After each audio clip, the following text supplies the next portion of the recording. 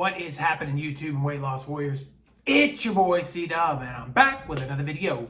And today I want to talk about whether or not intermittent fasting really works, and I want to break that down.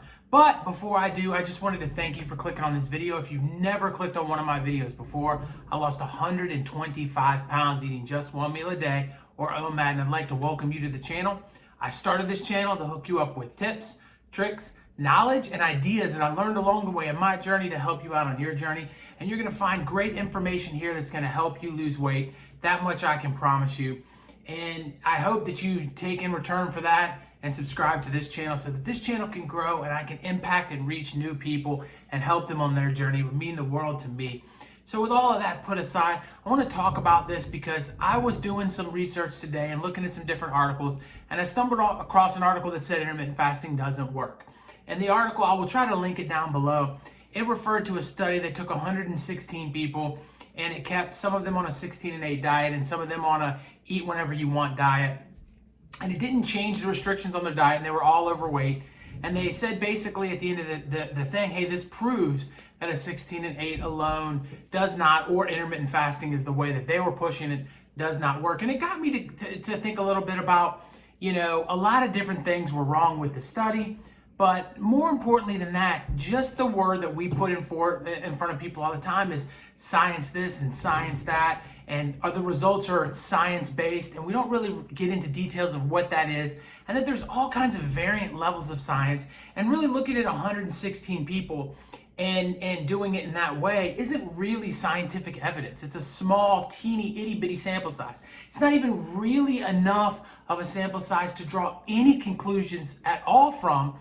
And yet we're looking at it and saying that, hey, this doesn't work. And on the other side, we'll see the same thing happen where you'll see a study of 200 people and they'll see successes in intermittent fasting will run with that ball. And all the people that love intermittent fasting, like myself, will come out there and say, hey, listen, this is proof that it does work. And so we get in this tug of war game when at the end of the day, there's a few things that we have to consider. When looking at this one study in particular, I want to point out that a couple of things that I just thought were not very good with it at all was one of which is they put them on a 16-8 diet with no restrictions. And if you think about it, the entire point of a 16-8 diet is to correct your insulin levels. If you don't know what that is, at the end of the video, I will link you an insulin video. But basically your insulin levels, and I'm going to sum it up as quickly as possible. When your insulin levels are high, you cannot burn body fat. It's impossible. So you want to get your insulin levels low for long periods of the day so that you're able to burn body fat. And if you put somebody on a standard, eat anything you want all day long for 8 hours, you can potentially spike your insulin to a level where by the time 16 hours rolls around, your insulin levels are still high and you're eating again, especially if it's junk food and processed food. And so you put yourself in this big cycle where that whole 8 hours, you're overeating your calories still, and then you're keeping your insulin levels high, and so you're really doing nothing. And that can really be a case for a lot of people out there, and I think was a large part with this study. One other quick note in the study, it put a very small line that said that the lean muscle mass was slightly better in the people that were fasting. So what does that exactly mean too? Because they just glossed over that like that wasn't important. But your body has muscle on it, right? It has muscle, it has organs, and it has bones. And whatever muscle, organs, and bones your body has, that will be the minimum weight your body weighs without any fat whatsoever on it, right? That's what you weigh with just those things in it. But if your numbers, your overall weight is decreasing along the way, and those numbers with your muscle, your organs, and your bones stay the same, you're actually losing body fat. And so when you say that the group that was fasting kept their muscle mass when the group that wasn't didn't, that their muscle mass went down along with their weight loss, that instantly shows you a big deal. That instantly shows you something that they're neglecting. So if we all lost 10 pounds, you would say intermittent fasting does no better than the other diet that we had, the other group that we had. Everybody lost 10 pounds. But if I lost 10 pounds of fat and you lost 7 pounds of fat and 3 pounds of muscle, I won the battle.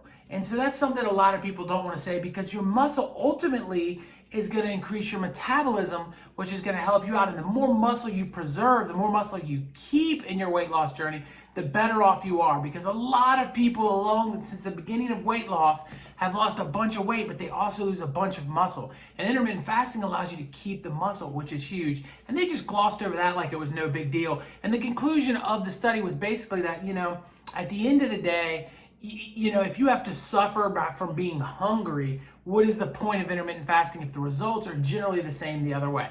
And look, I don't suffer from any hunger at all. Now, I did in the beginning, but you get over it. And that's another thing this article is skipping out on. But more importantly than anything else is, what you put in your body does matter. And I know everybody looks over and says, well, you said a million times, you didn't diet, right? And I didn't. I've never restricted one food from me, and I don't think it's a big deal if you have a pizza or you go out to eat with your family once in a while, right? But if you're going out to eat every single night, and if you're eating the wrong things every single day, and you're continuously putting processed food and stuff in your system at all times, you're going to end up in a situation where your weight loss is going to stop, and you're not going to have a lot of success. At the end of the day, what we eat does matter.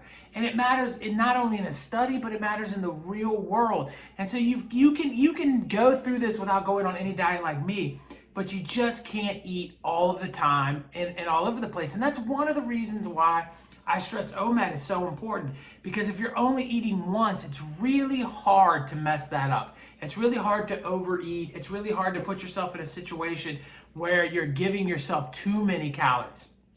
But your body will eventually even back out, and you've always got to be on top of it. It's got to be something that's always right around the corner, knowing that it can catch back up to you and put yourself back in some trouble if you're not careful. So, do I think intermittent fasting doesn't work? I think that's crazy. I'm living proof right here that if you eat one meal a day, 6 times a week, and you fast once a week, you can easily lose 125 pounds. Because I did it, and I did it without a lot of suffering and without a lot of problems.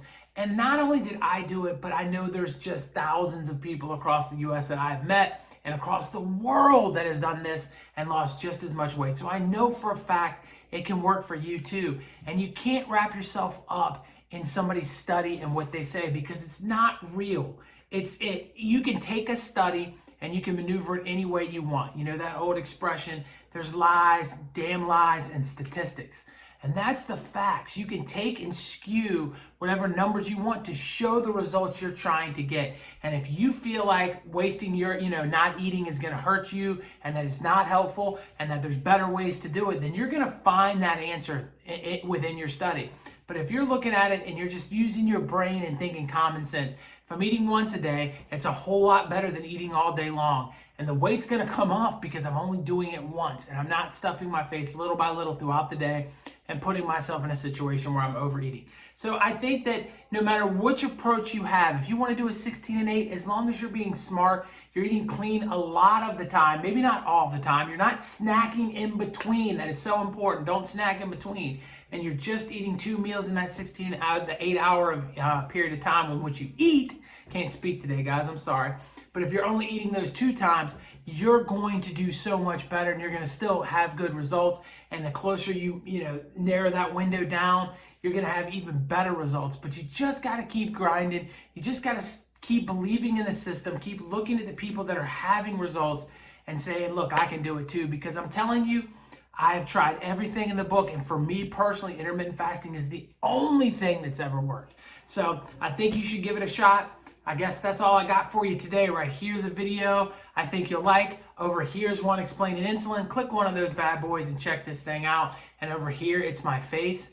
Click on that and subscribe to this channel. Become a weight loss warrior. Help me grow this great community. I'll talk to you guys on the next one.